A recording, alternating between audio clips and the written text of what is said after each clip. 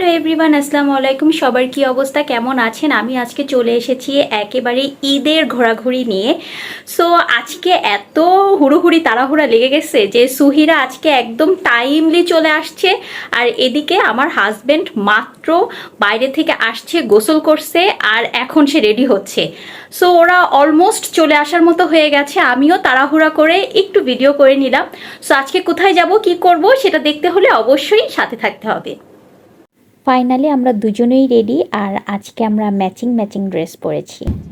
কিন্তু আমার কথা হচ্ছে, এখন তুমি কি খুব কষ্ট পাচ্ছ যে শ্বশুর তোমাকে একটা ফ্ল্যাট দিতে পারলো না, একটা তো কষ্টের কোনো কিছু গাড়ি দিতে পারলো না? কষ্ট বলে কিছু না, এটা মনে করো এটা সবার এটা একটা কপাল, আল্লাহ এইভাবে সাজাইছে। না না না, সে এখন এইভাবে সাজাইছে, সে কিভাবে সাজাইছে? তো মনে করো এটা তো এক একজনের একটা ভাগ্য নিয়ে আসে। আচ্ছা, তোমার সেই ভাগ্যটা নাই?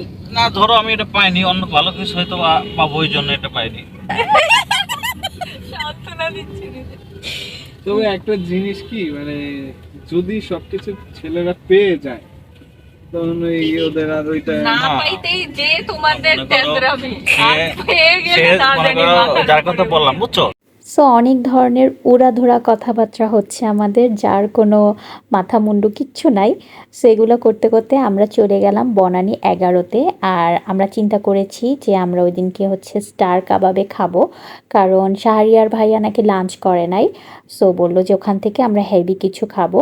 সো আমরা চলে আসলাম, অ্যান্ড এসে ওদের মাটন বিরিয়ানিটা নিয়েছি, আর সাথে আরও অনেক কিছু ছিল। আমি একটা ফান্টা নিয়েছিলাম, পুডিং নিয়েছিলাম, অ্যান্ড ওরা চা নিল, এখান থেকে লাবাং নিল। এগুলো করে ঠরে আমরা গেলাম যমুনায়, অ্যান্ড যমুনায় একেবারে ছোটোখাটো শপিং। আর ক্লোজিং টাইম ছিল, সো এসি অফ ছিল, আমাদের সবার অবস্থা প্রচণ্ড খারাপ। আর তারপর আমরা উডেন স্পুনে গিয়েছিলাম, আর ওইখানে কি করেছি দেখেন। হাত দিয়ে মোবাইল আর একজন দাঁতগুলি ছবি তোলা হচ্ছে। সো আমাদের দুই বেচারা ছেলে মানুষ, তাদেরকে তো আমরা আবার নাকি ভিডিওতে দেখাই না, সুন্দর কিছু নিই না, কিন্তু কি সুন্দর নিব দেখেন। ওরা একজন মুখ মুছতেছে, একজন চামচ মুছতেছে, এগুলা। অ্যান্ড এখানে আমরা নিয়েছিলাম থাই স্যুপ, সাথে ছিল স্প্রিং রোল, অ্যান্ড তারপর আমাদের আবার এখানে একটা নুডলস ছিল। সো এইগুলো করে আমরা রাতের ডিনারটা কমপ্লিট করলাম, আর খাওয়া দাওয়া শেষ করে সাজুগুজু করলাম।